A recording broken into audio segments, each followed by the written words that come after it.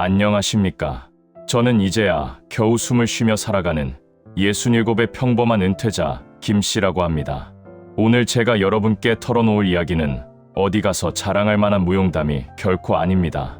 오히려 제 인생에서 가장 수치스럽고 고통스러웠던, 그러나 누군가에게는 꼭 들려줘야만 하는 피눈물 나는 참회록입니다. 저는 30년 넘는 세월을 공직에서 묵묵히 버텼습니다.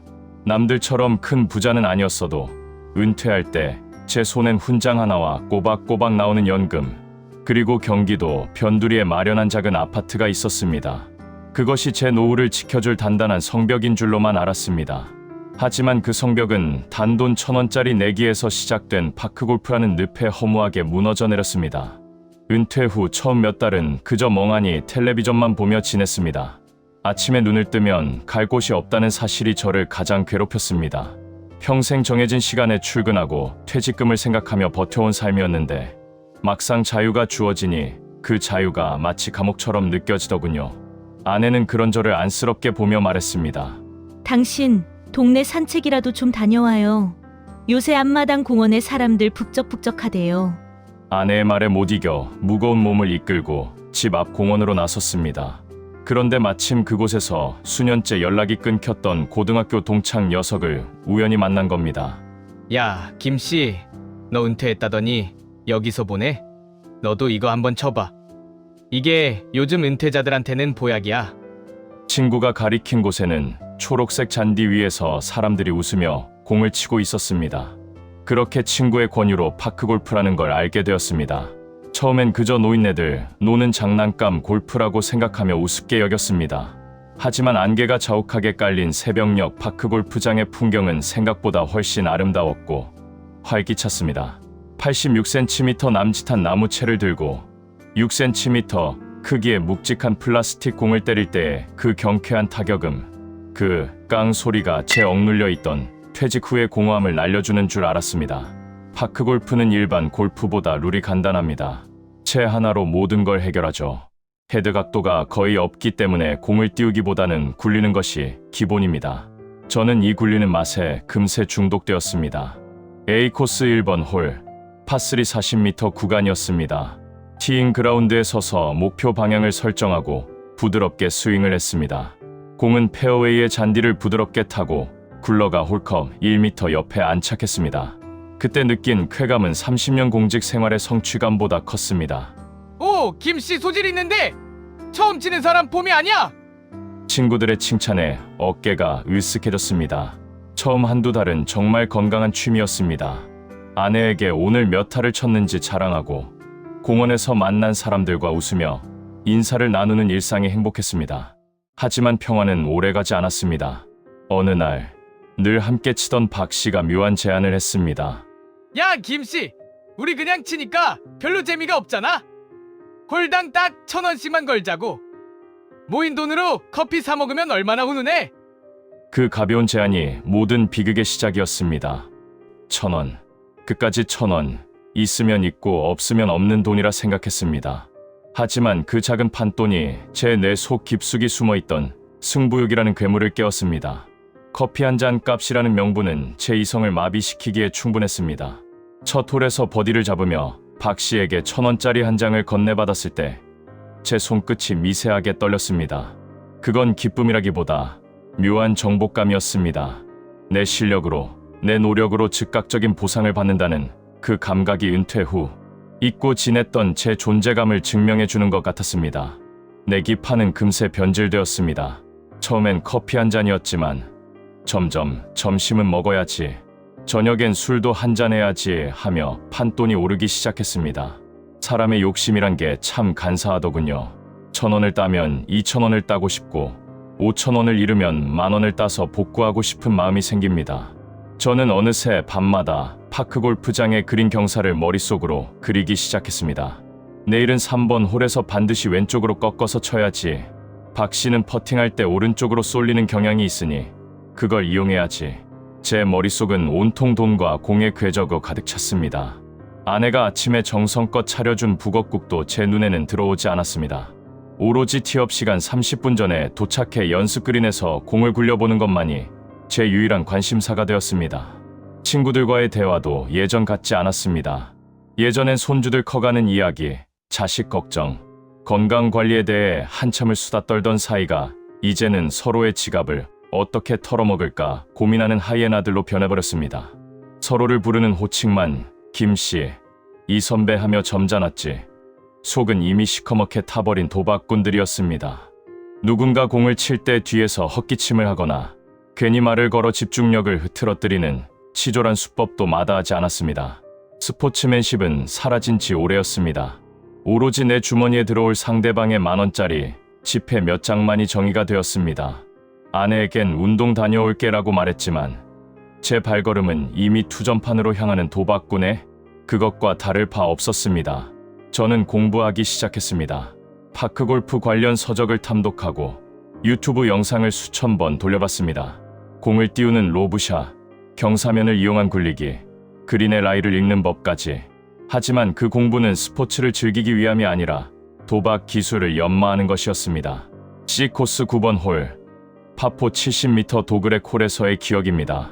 왼쪽으로 굽은 지형이라 나무 사이를 넘기는 로브샷이 필요했죠.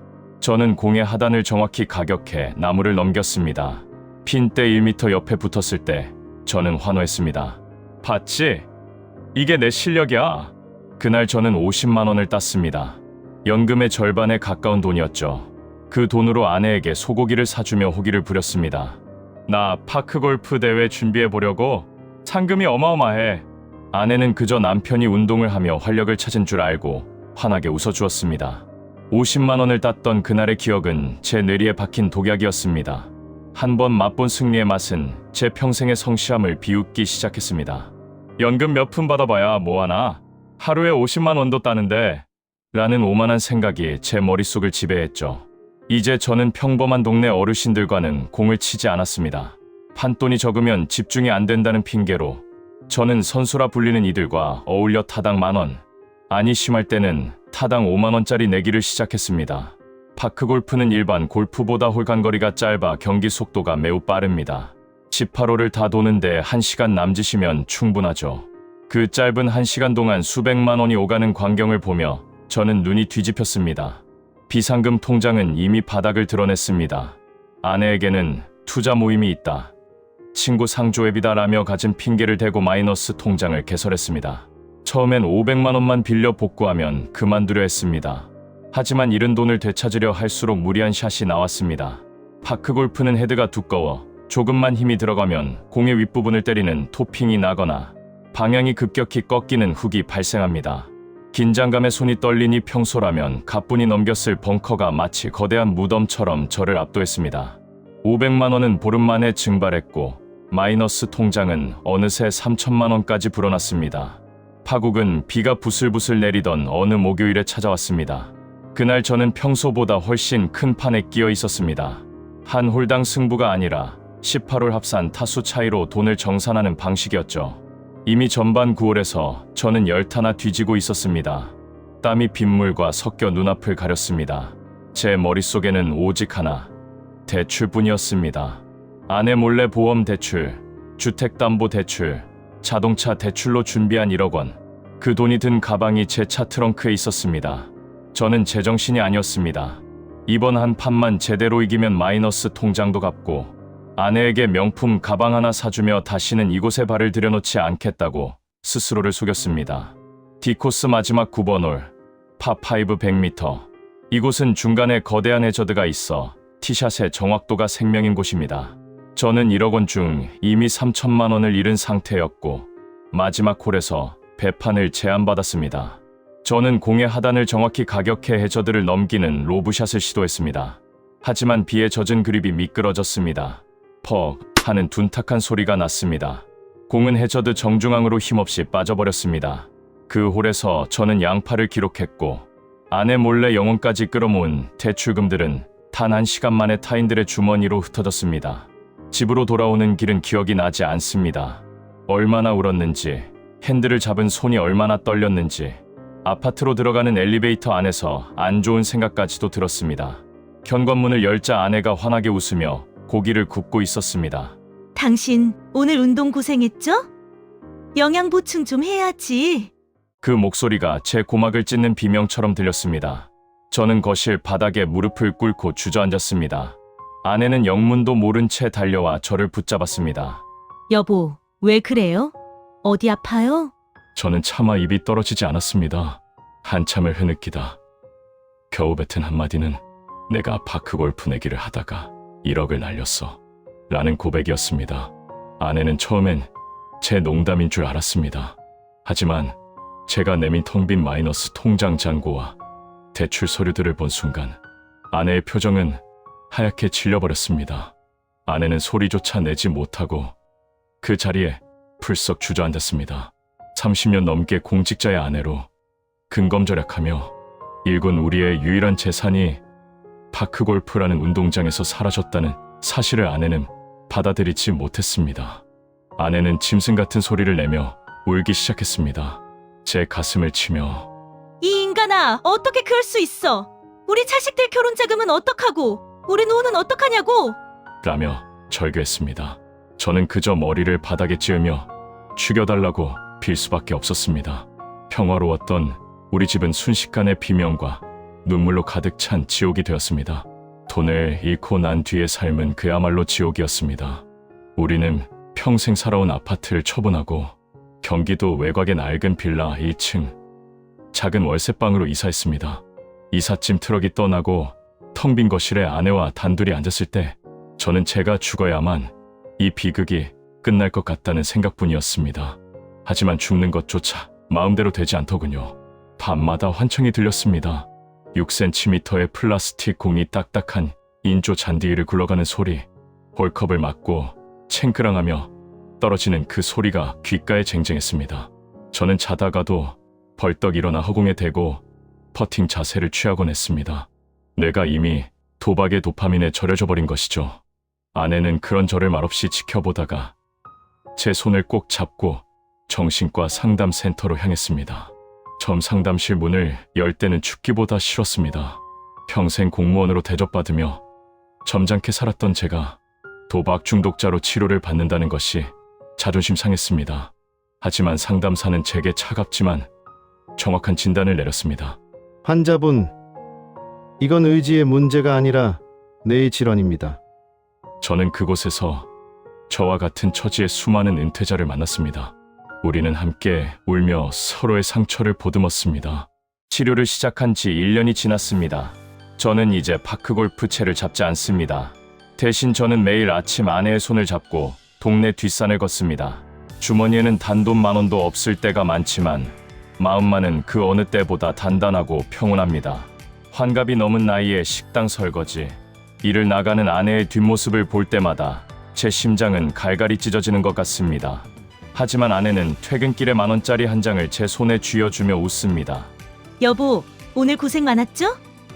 이걸로 우리 된장찌개 재료 사서 맛있게 먹어요. 그 10,000원의 가치는 제가 파크골프장에서 땄던 돈보다 훨씬 무겁고 고귀했습니다. 여러분, 파크골프는 정말 좋은 운동입니다. 하지만 명심하십시오. 파크골프 헤드가 공을 때리는 소리가 돈 세는 소리로 들리는 순간 당신의 노후는 무너지기 시작합니다. 내기는 스포츠의 양념이 아니라 영혼을 좀먹는 독약입니다. 1,000원이 무서운 이유는 그 돈이 적어서가 아니라 당신의 양심을 마비시키고 소중한 가족을 배신하게 만드는 시작점이기 때문입니다. 저처럼 노후 자금을 날리고 아내의 눈물을 보고 나서야 깨닫지 마십시오. 파크골프장에서 가장 멋진 사람은 홀인원을 기록하는 사람이 아니라 게임이 끝나고 웃으며 오늘 운동 정말 잘했습니다 하고 빈손으로 집으로 돌아가는 사람입니다. 인생의 진짜 승부는 18번 홀그린이가 아니라 오늘 저녁 아내와 마주 앉아 먹는 소박한 식탁 위에 있습니다. 그 따뜻한 김 속에, 그리고 아내의 주름진 눈가 속에 제가 평생 찾았던 진짜 행복이 있었습니다. 여러분의 노후는 어떤 모습입니까? 혹시 지금 초록색 필드 위에서 욕심의 노예가 되어 있지는 않습니까? 부디 저의 이 비참한 고백이 여러분의 소중한 노후를 지키는 작은 방패가 되길 간절히 바랍니다. 채를 내려놓고 곁에 있는 사람의 손을 잡으십시오. 그것이 인생 후반전을 가장 멋지게 승리하는 유일한 방법입니다. 부족한 저의 긴 이야기 들어주셔서 감사합니다. 저는 내일도 아내의 손을 잡고 숲길을 걸을 것입니다.